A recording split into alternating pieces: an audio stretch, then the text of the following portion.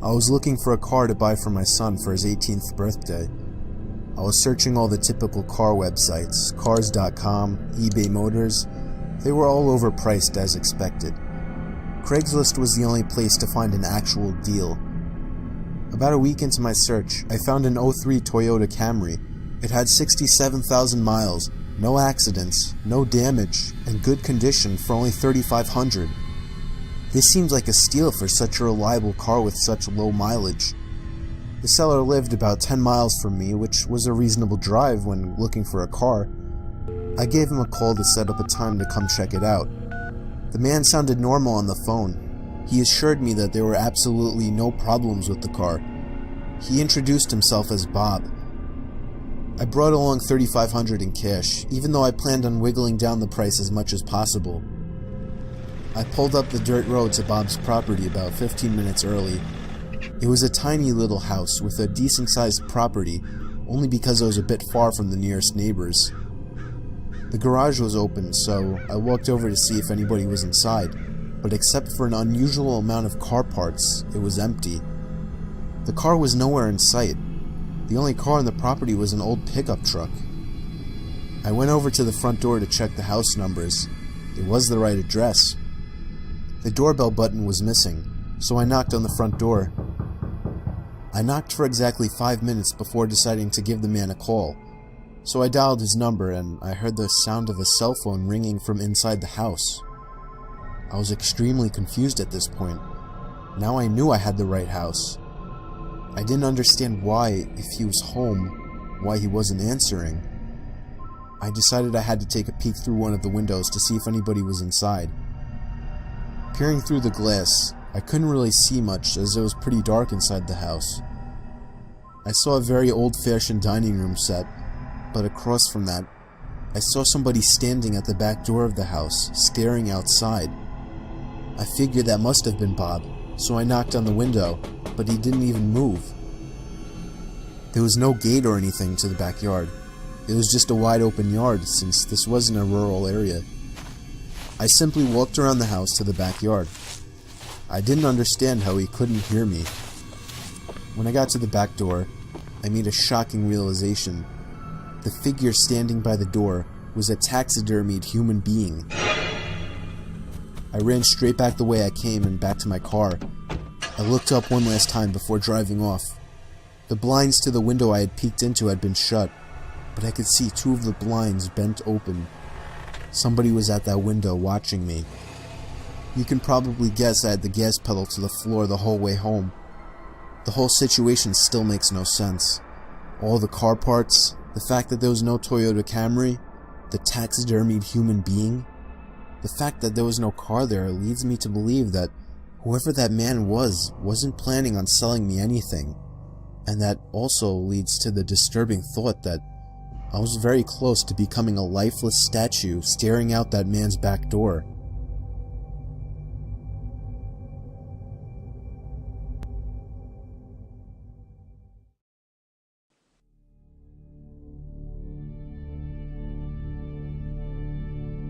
I was on tour trying to find some really deep websites.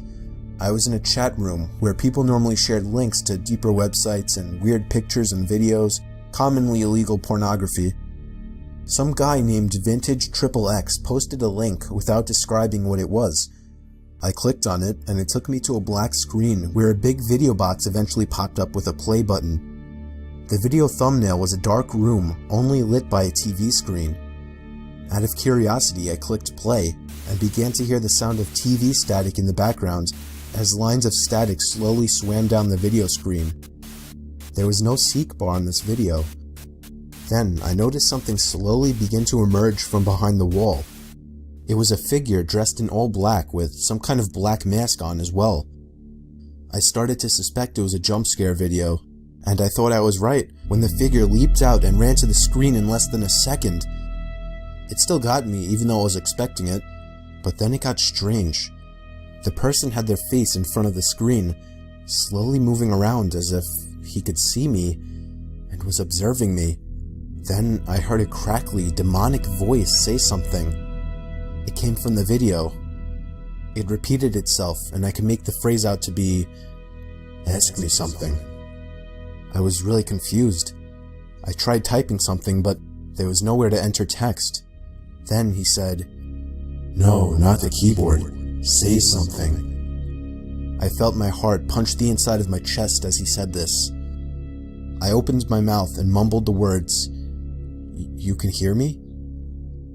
It responded with, Yes. I was uncomfortable now. I thought it was a video. I pressed pause, but it didn't do anything. He said, Don't try to leave, I want to talk. I tried moving the mouse to the exit button, but the mouse was frozen. In fact, none of the keys were responding on my keyboard. There was a long moment of silence before my webcam began flashing as if it were on, and my face popped up on the screen. There, I got a picture of you now. Now just hang on while I get your address, and then we can meet. I started to panic, smashing every key on the keyboard, spazzing the mouse, but it did nothing.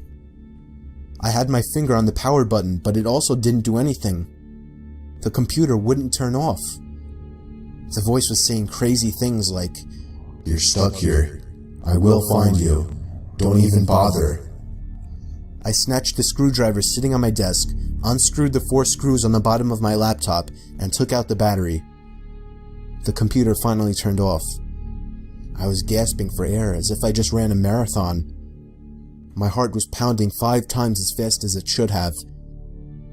I have since left my laptop off after that, and have resorted to using my desktop as my main computer. I'm sure by now nothing will happen. He definitely didn't have enough time to get my address.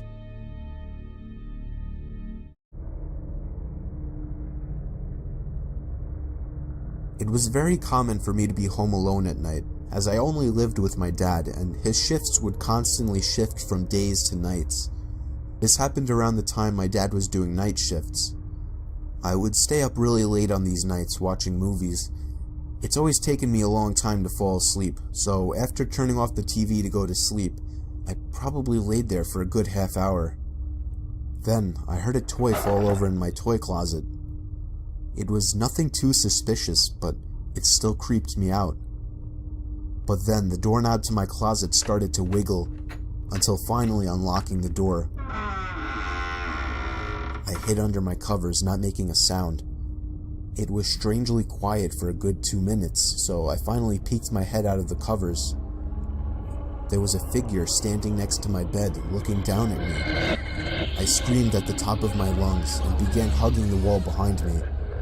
The figure looked out the window and then just walked away out of the room. I stayed in that position for like an hour before checking if he was really gone. The front door was left wide open, so it seemed he had left. I didn't get a minute of sleep that night.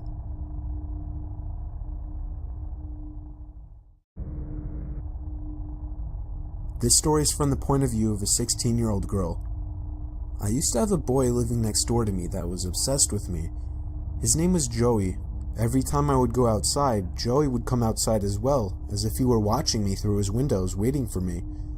He was 17 and very weird, and he didn't seem to have any friends, as he was always home.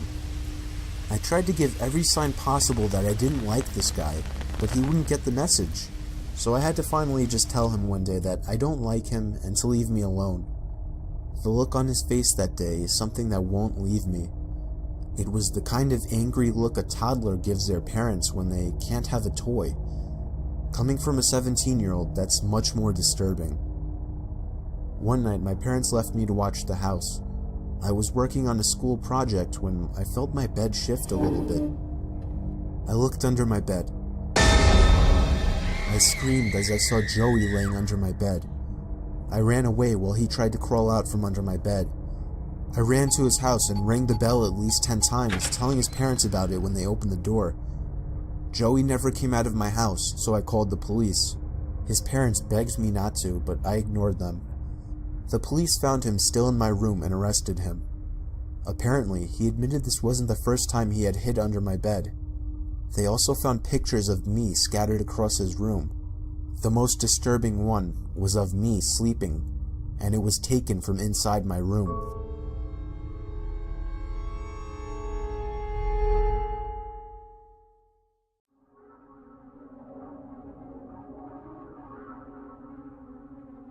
Working the night shift always sucked. I work in an office building and would constantly do the night shifts since it was the only time it would work out for me. I was just about always the only person on the floor I worked on, possibly in the whole building. There would always be a kind of eerie feeling to being in such a big building with most of the lights out and absolutely no one around. But on the upside, it was peaceful and less stressful, and I was able to get a lot of work done. There was this one night though. It was a Friday night, around 2 in the morning. I was typing away on my keyboard when I heard a noise from outside my cubicle. It sounded like just a random crack from the walls or something. It's unusual in this building, but I didn't get too concerned about it. I resumed typing away and was once again interrupted by a sound. This time, the sound of a computer starting up.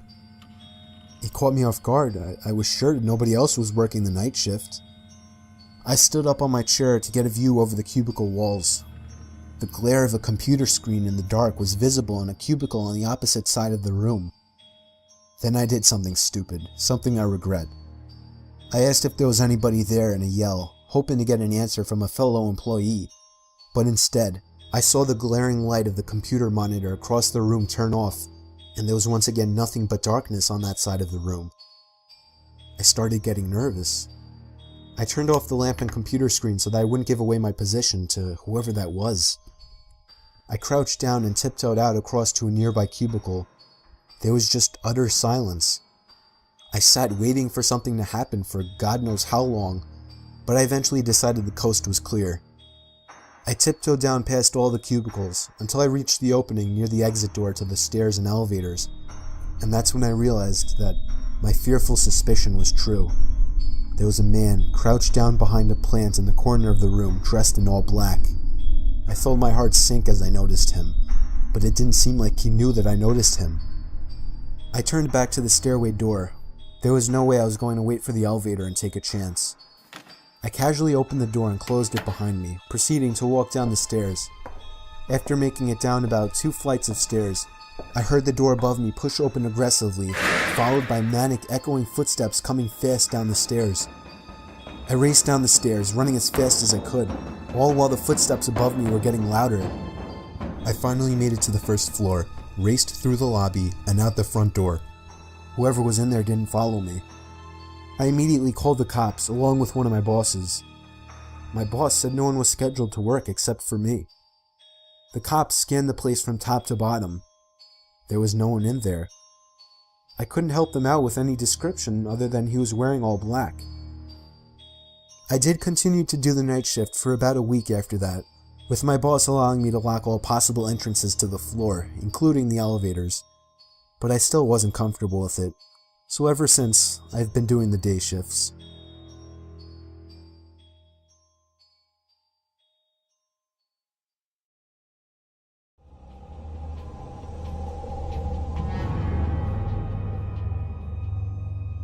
This happened 4 years ago when I was still in high school. I was told to do my last delivery of my shift. I got in my car, which was a 1999 Camry, perfect for delivering pizzas. I GPSed the address on my phone. I live upstate in the country, so all pizza deliveries were long drives. I remember the sun was starting to set, so it was probably around 7 o'clock. I'd say after a good 15 minutes of driving through the foresty dirt roads, my GPS said I had arrived. It was an old little cottage-like house made almost entirely of wood. It was sitting all by itself in the middle of absolutely nothing but forest. The lawn was completely unkept, as the grass was almost at knee height. I was used to this kind of thing, so I didn't think much of it.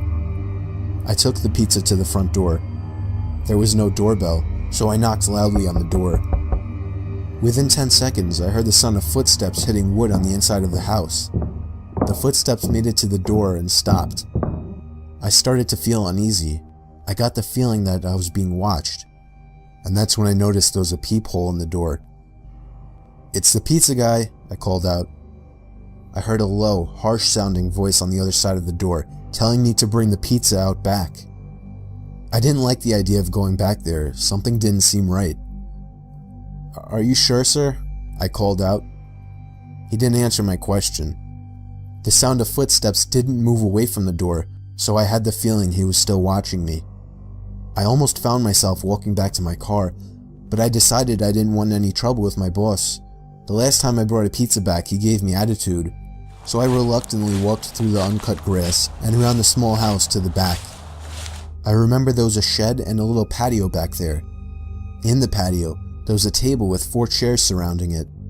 In one of the chairs, facing away from me, I saw the head of somebody sitting in the seat.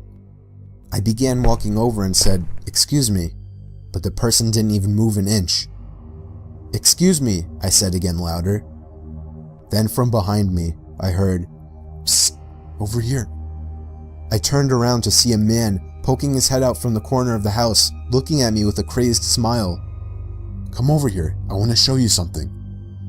I freaked out, turned around and ran around the house in the opposite direction, back to my car, for some reason still holding the pizza. I got in my car, started it, and got away from there. On my way back to the pizzeria, I pulled over to the side of the road and called the police. Eventually, I was informed that there was no sign of anybody having been in that house for a long time. I quit my delivery job a few days after that. I have no idea what would have happened to me had I gone up to that man, but to this day, I still wish I had just turned my head to see who or what was sitting in that patio chair.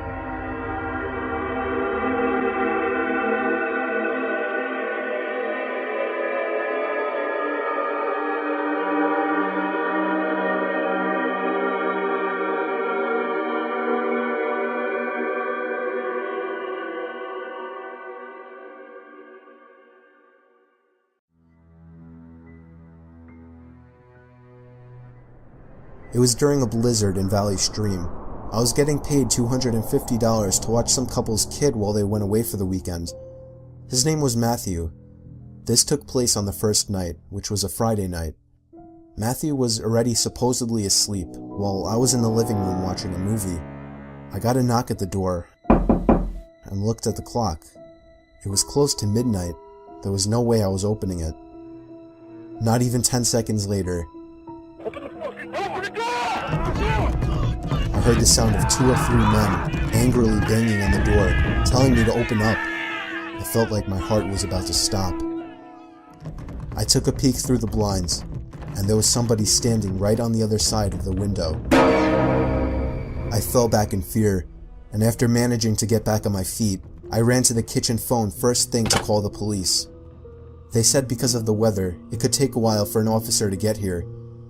I was told to take the child and hide somewhere until an officer arrived. They wanted to keep me on the line, but I wasn't thinking clearly in the heat of the moment and hung up.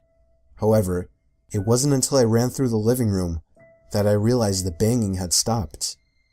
I took a second peek through the living room window. Nobody was there now. I heard the sound of glass shattering from a few rooms over. My knees started to feel weak as I realized they had just broken the window and were about to climb into the house. I had to run and get Matthew. I couldn't just leave without him. Of course, when I got upstairs, there was no time left to run back downstairs, as I already heard footsteps and laughter coming from downstairs. I covered Matthew's mouth with my hand as I ran with him into his toy closet. A few minutes dragged on to what felt like half an hour as we sat there in the dark closet. Matthew began to squeal as footsteps on the carpet reached the outside of his bedroom door. There was more than one person. They came inside. There weren't many places to hide in this room. I was actually reflecting on my whole life, so sure I was gonna die. We heard the sound of a police siren outside, even from in the closet, and then I heard one of the men in the room mutter, "Aw, shit." I opened the door back up as I heard at least 3 pairs of footsteps hurriedly rushing down the stairs. They didn't get far, as the police later found their footprints in the backyard, leading to our shed. There were 5 men in total, and they were all arrested.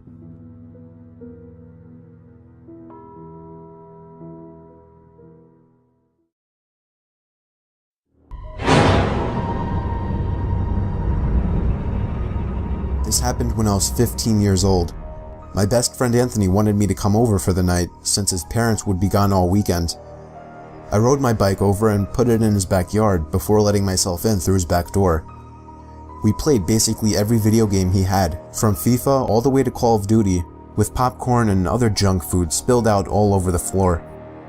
As the night progressed, we moved from video games to watching half a movie and getting bored to doing prank calls at close to 10 o'clock. Anthony made a few calls to different pizza places. When it was my turn, I just dialed a few random numbers in hopes to get someone at their house.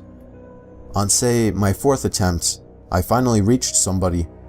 A guy with a deep and rough voice picked up, answering with a yeah instead of a hello.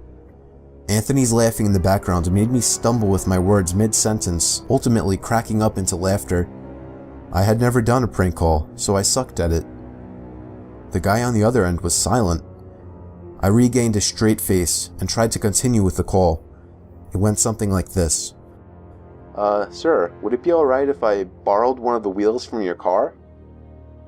What's your name, kid? My name is Bob. Really? You sure it's not Anthony? It hit me like a brick. I looked up at Anthony, whose face was noticeably full of fear. I hung up the phone, not wanting to be on the line with whoever that was for another second. Anthony, who the hell was that? I asked him. I don't know, he told me. Does your caller ID info display your name or something? No, it shows my dad's name. We hopped on the computer and did some research, trying to figure out how it was possible to get someone's name through their phone number. It didn't make sense how he could get Anthony's name so quickly. He was way too young at the time to be on any of those personal information sharing websites. We ended up asking a question on Yahoo Answers, since no one had a similar experience. The question turned up no answers. I suggested he call his dad, but he said he wasn't supposed to have anybody over for the weekend, so he didn't want to call. We planned on sleeping in the living room, so we just resumed watching the movie that we hadn't finished from earlier. Right after the phone call had left my mind, me and Anthony looked at each other when we heard his front storm door opening, and then the doorknob to the front door began to turn. It only was able to turn about halfway before the lock restricted it. Anthony turned off the TV, and I went over to the window to see who it was. I spread the blinds open. There was a tall guy standing outside. He noticed the blinds moving, and turned to look at me. I practically threw the blinds back into place. Me and Anthony hid in the kitchen, listening for any more noises. We heard the sound of the gate to the backyard opening, as it was right outside the kitchen window. God damn it, I said. I forgot to shut the back door. Anthony urged me to run and shut it. I made it to the hallway leading to his back door, and froze. There was a silhouette standing outside the back door. I don't think he noticed me, but he was surely looking into the house. He opened the door and stepped inside. I tiptoed to the kitchen and motioned for Anthony to follow me upstairs. We made it to his room as quietly as possible, pulling the door shut to avoid making any noise. We crawled under his bed. He had cloth covering the bottom of his bed, so you couldn't see anything under it unless you actually moved the cloth. The doors downstairs all opened, each one getting closer to the stairs. Thumps finally began up the stairs, and he was right outside the door now. The door to the room opened. I could hear Anthony's breathing. It was too loud. Footsteps moved over to the closet, and then the closet opened. I could hear the coat hangers being slid around as the fabric of the jackets and coats rubbed against each other. Footsteps moved over to the bed and stopped. I felt like my heart was about to explode out of my chest. Anthony's breathing was too loud. I had to cover his mouth with my hand. Nothing but silence in the room now. We laid still for so long, I almost thought he wasn't even in the room anymore. I moved my hand away from Anthony's mouth and whispered in his ear, "You think we can make a run for it?" He was about to answer when the most disturbing, memory-haunting scream I'd ever heard filled my ears as Anthony was seemingly dragged out from under the bed. I crawled out and saw him struggling with the man. I desperately looked around for anything to use as a weapon. I settled with the screwdriver sitting on his nightstand. I hurried over to the man and drove the screwdriver into his back. He let go of Anthony as he let out a scream of agony, giving us time to get the hell out of the house. Running onto the road would give away our position too easily. It would take too long to make it to his neighbor's house. We dove for the tree line in the woods and took cover behind a bush, watching the house. The back door opened as the man stepped outside, looking around the backyard. He then looked out to the woods. I felt his eyes pass me as he scanned through the tree line. It seemed that it was too dark for him to see us. Then, he turned his head back in our direction. I ducked behind the bush. "Joe, he's coming." "What?" "Dude, get up, we gotta run." He was right. The man was approaching us fast. How could he have seen us? We ran through the woods with the leaves crunching under us, giving away our position. When Anthony tripped over something, I crouched down with him, hoping we had run far enough. Not even 20 seconds later, oncoming footsteps from the direction we were running from came fast. They slowed down only 2 trees away from us as we lay face down in the leaves. Moments later, the footsteps take off in another direction. We waited until we could no longer hear them and took off back in the direction of the house. While running, over the sound of leaves crushing and my heavy breathing, I could swear I heard leaves crushing from behind us. We made it back to his backyard, into his house, and this time remembering to shut the back door. We were now able to call the police. Anthony stayed on the line with them, while I patrolled the back windows making sure nobody was out there. It was so dark though, I couldn't see anything. So I did something that seems stupid today. I turned on his backyard lights, and immediately in the distance, over by the woods, I saw him, standing in front of a big tree. He turned off back into the woods and disappeared out of sight. That was the last time me or Anthony ever saw him. I would be lying if I told you we heard the occasional knocks at our windows or something cliche. No, that was it. 5 years have passed and nothing has happened. Do I wonder if it was somehow linked to the prank call? Maybe. Does it make sense? Not really. But yeah, this was the story of how me and my still best friend Anthony almost died during a break-in.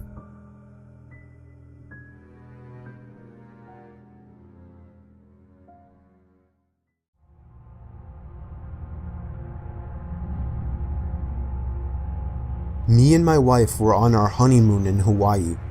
We were on the island of Oahu, sitting on the beach. My wife got up to go to the bathroom, and when she got back, she told me that there was a creepy man watching her walk into the bathroom, and when she tried to walk out, he blocked her path. She only got away because there were 2 other people walking into the bathroom, so he got out of the way. I asked her what the man looked like, and she looked over, but unfortunately, she said he was gone. Our hotel was walking distance from the beach, so we got back quickly, but we made sure to report the man to a police officer we saw walking on the beach, and then we washed up before going out to eat. We ate at a fancy seafood place and did some walking around afterwards. Close to midnight, we finally went back to the room and began to wind down. Then we got a knock at the door. I looked through the peephole of the door and saw a man in a maid uniform standing outside. I opened the door and he immediately tried to let himself in. I pushed him back a bit, asking him what he wanted. He told me he left something in the room while cleaning earlier and needed to get it out. The only thing, we left the do not disturb sign on the door all day. Then I noticed he was making eye contact with my wife. My wife then screamed, "That's the man!" I didn't understand at first, but it was too late for that. The man had already lunged at me, holding my throat with one hand while reaching behind himself with another. He pulled out a knife and started swinging at me, and if it weren't for my wife coming over and smashing his face with the lamp, I would have been as good as dead. The commotion drew out all the inhabitants of the neighboring rooms.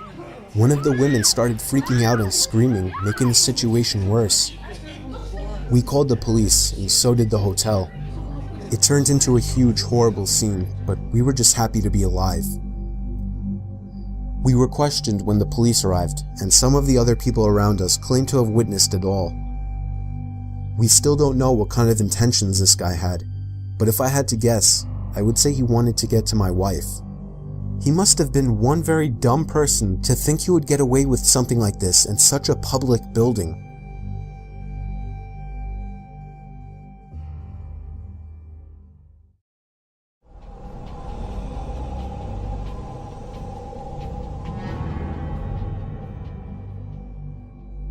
I'll never forget this night.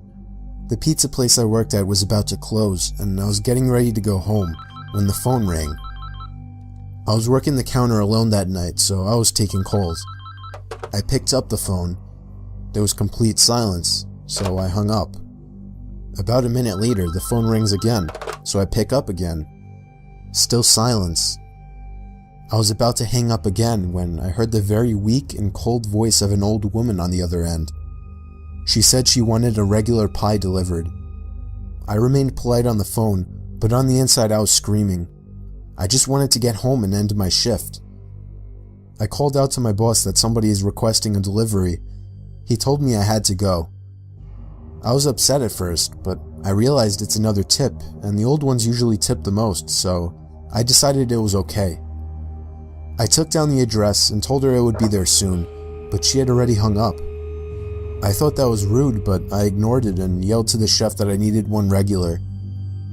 My boss told me to just go home after the delivery as the place would be closed, so a little before 10 o'clock, I got in my car and put the address into my GPS. The house was 7 miles away. The GPS took me to the quiet side of town.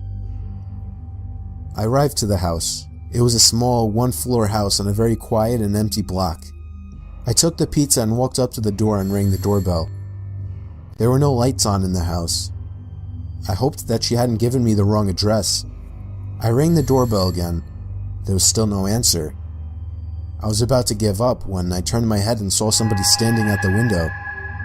I got a little freaked out and backed up at first, but I eventually got closer to the window to see the person. It was an old woman, probably in her late 70s. She was just staring at me with a blank expression. I yelled to her through the glass that I had her pizza. She didn't react to what I said, so I screamed it louder. A big smile ran across her face. Not a pleasant, genuine smile. It was a smile that sent chills down my spine. I still remember that exact face she made through the window. I decided that I was freaked out enough and got back to my car and set the pizza in the passenger seat. I had to text my boss about this. I shot him a quick text and started my car, ready to get the hell away. I looked to my right to get one more look, to see the woman standing right outside my passenger side window, giving me the same stare she had given me before. I put my car in drive and floored it down the street, not looking back. My boss never made me do a late night delivery again.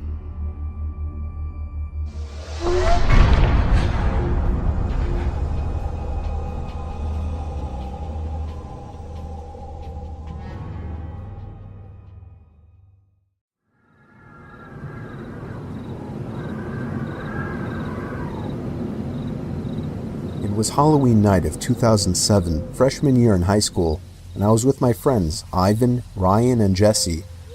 We were all dressed as the Super Mario characters. I was Luigi since I was the second tallest. Ivan was Mario since he's short and buff. Not that Mario was buff. Jesse was Waluigi because he's freakishly tall and skinny, and Ryan was Wario because he's just really fat. So they were the perfect group costumes for us. We live in a very non-congested suburban neighborhood with a decent amount of space in between houses. On Halloween, that's the worst thing ever. Less bang for your buck. We were trick-or-treating for hours, way past dark, and eventually came the time when most trick-or-treaters were heading home. My feet started to hurt, and I had to constantly switch arms for holding the now 10-pound pillow sack of candy, but we planned on going until our bags were completely full. A lot of the houses by now weren't answering anymore. It was probably past their cutoff time for giving candy to trick-or-treaters. Approaching our next house, we saw a purple bucket on the stoop, which was the best feeling ever. I was the one to get close enough to realize it was empty, which was the worst feeling ever. I turned around when I heard a knock at the window of the house. We all looked at the window. Couldn't see anyone, but heard someone call out, "Wait." The door opened and an older man, late 40s, already balding, stepped outside. He told us to come inside so he can get us some more candy. I said we could just wait out here.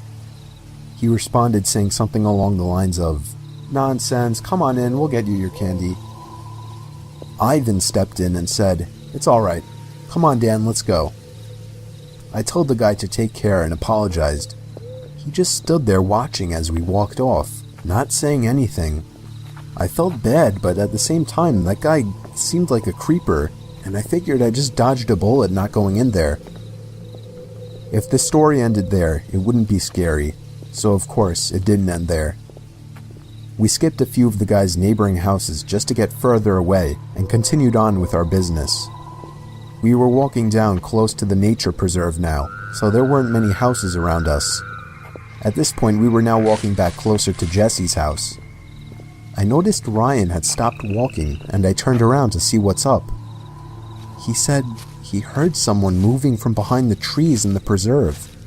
Now this was before everyone's phones had flashlights, so we couldn't just go searching in the woods for someone. Besides, we were just telling Ryan that it must have been a raccoon or something. You may think this is a bit of a cliche, but when things like this happen in real life, you always assume the more logical possibility. It's just natural. Why would we assume we were being followed? I had to put my arm around Ryan's shoulder and nudge him forward. A little ways down the street, me and Ivan picked up on the sound as well. When we all stopped, the sounds of the footsteps from beyond the trees stopped as well. Ivan yelled at the obvious stalker to go away, or we would beat the shit out of them. I knew he was just bluffing though. I could hear the nervousness in his voice. The snap of a twig from beyond the trees triggered a fight-or-flight response in all of us. Me, Jesse, and Ryan all ran for it. Ivan was at first charging to attack, but he quickly followed after realizing we had all taken off. We ran down the dark street, and we all noticed the sounds of at least 2 or 3 pairs of footsteps crushing the twigs and leaves in the woods. We banked it hard right down Jesse Street when it finally came up, and ran straight for his backyard, entering his house through the back door. The first thing we did was peek out through his living room window. We couldn't see anyone. We all had to gather our thoughts and discuss what the hell just went down in his living room, when all of a sudden we heard Jesse's backyard gate slam shut. Jesse dove to turn off the lights. There was a click and a bang from down in the den. It was more than likely Jesse's back door. We all agreed to go down armed with knives and face them. Jesse turned on his back door light, but there was nobody out there. Just then the front door opened, and we all screamed like animals. Jesse's mom and sisters came rushing downstairs. They had just gotten home from their friend's little house party. We all rested assured knowing it was just them. Jesse explained what happened, but made it seem a lot less dramatic. Me and Ivan went home after that and called it a night. At 12:30 a.m., I got a disturbing text message. It was from Jesse. It said, "It wasn't my mom." I texted back saying, "What?" He responded back quickly, saying, "It wasn't my mom in the backyard." My fingers slammed the buttons on my phone, responding back, "What do you mean?" There was a long pause before he finally told me that his mom and sisters said they never went in the backyard. I told him to immediately check the backyard from his upper deck. He had already done just that. He also told his mom everything, and she had already called the police. They didn't find anyone back there, but Jesse did mention the guy who invited us in while trick-or-treating. Nothing ever became of that, and nothing ever happened at Jesse's house again after that one Halloween night.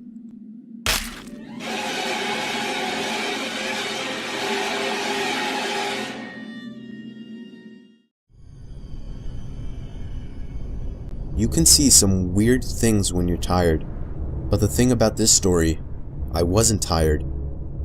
Me and the family were on vacation to some resort in a very rural area of Pennsylvania to make the setting creepier. There weren't many young people there for me and my brothers to hang out with. It seemed like more of an adult resort. But then one day when I was walking outside of the main lodge of the resort, I for some reason looked up to a window on the second floor and saw a teenage girl looking down at me. From that distance, she looked kinda cute, so I gave her a wave, but she didn't show any sign of reaction, so I just moved on. However, later that same day, I was so bored that I was sitting on the swing set at the little playground of the resort, and that's when I saw the same girl again. She was a little ways away from me down past the playground, close to the tree line, and she was just standing there staring at me. Being a teenage guy, my hormones controlled my body, and so I got off the swing and began walking over to her. As I started getting closer to her, I realized she wasn't as cute as I thought she was. There was something about her face that just gave off a creepy vibe. I can't put my finger on it, but if I had to say, I think it would have to do with her eyes and her mouth. I'd say once I got about halfway over to her, she turned around completely and ran into the woods. And I mean she full on ran into the woods. I stopped in my tracks, completely turned off. This girl seemed like a freaky stalker. I didn't see her the rest of our stay at the resort. During the car ride home, miles and miles away from the resort, I was thinking about her. How maybe if I followed her into the woods, I could have gotten laid, even though there was something off about her face. But then what I saw next made me feel like my heart dropped into my stomach. Looking down ahead, I saw the same girl standing by the tree line on the side of the highway. As we sped past her, I saw her head turn so that she was always looking right at me, even through the tinted minivan windows. I asked my parents if they saw her, and they just responded, "Saw who?" Soon afterwards, I accepted that it was all in my head, and that the girl was never even there.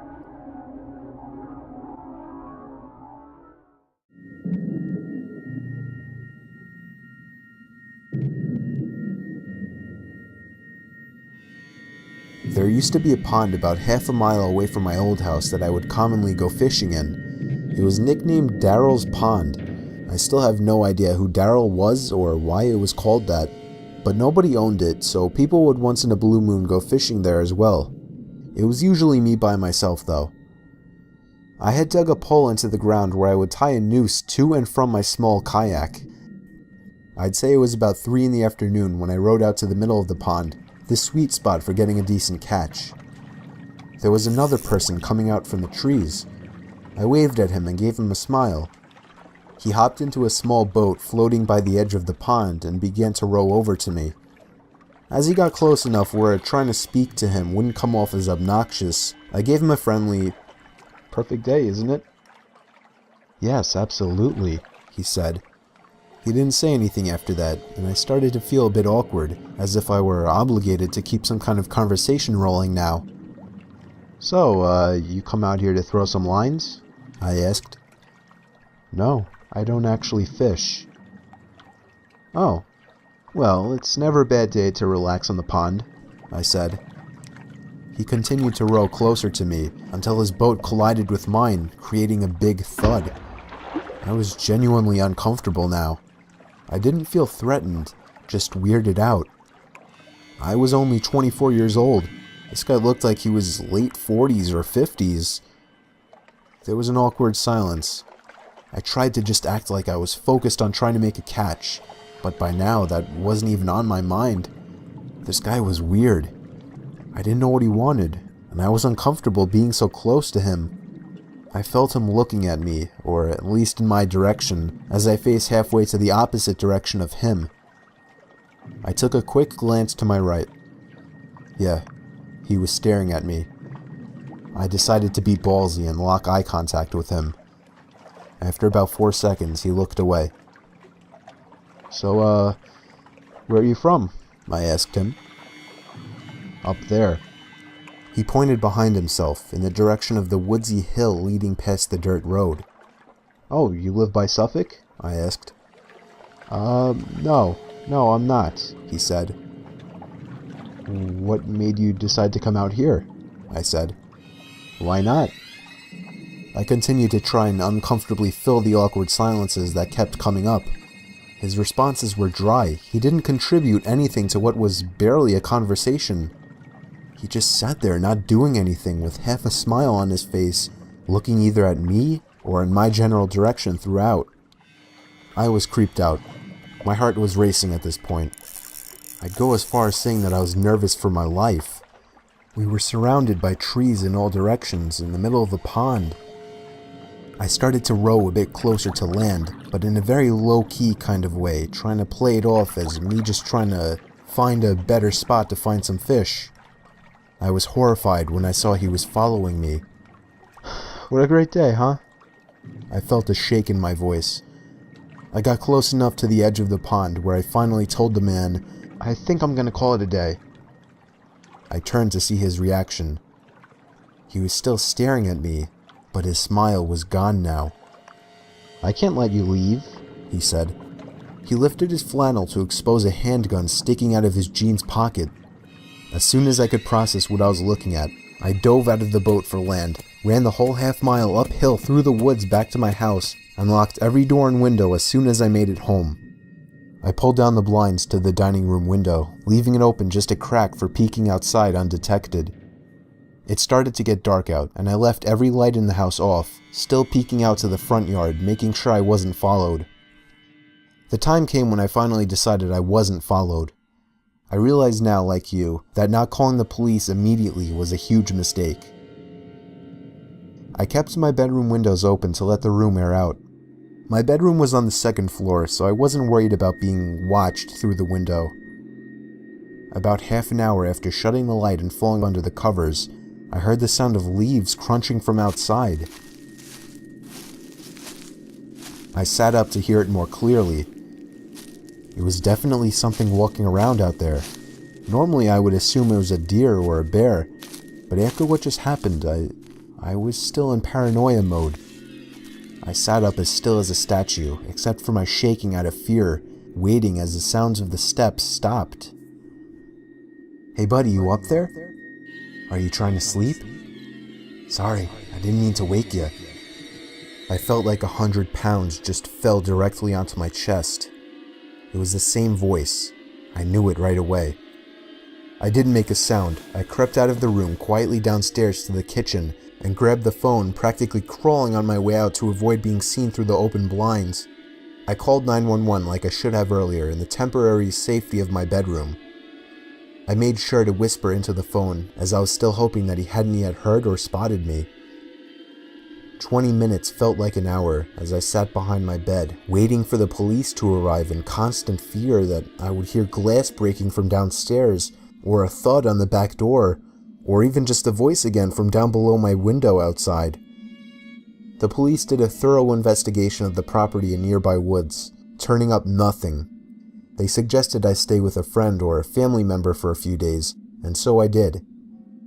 I never heard from or saw the man again, but I still moved a month later. I couldn't deal with the constant fear and paranoia of being watched through my windows. I feel much more comfortable fishing out by the bay now.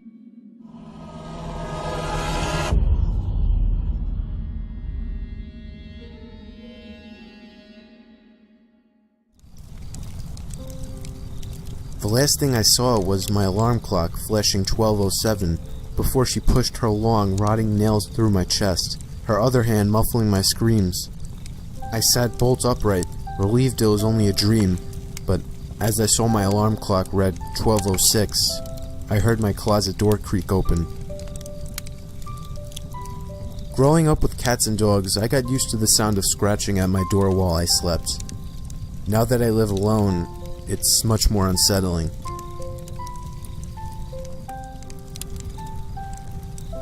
I begin tucking him into bed and he tells me, "Daddy, check for monsters under my bed." I look underneath for his amusement and see him, another him, under the bed, staring back at me, quivering and whispering, "Daddy, there's somebody on my bed."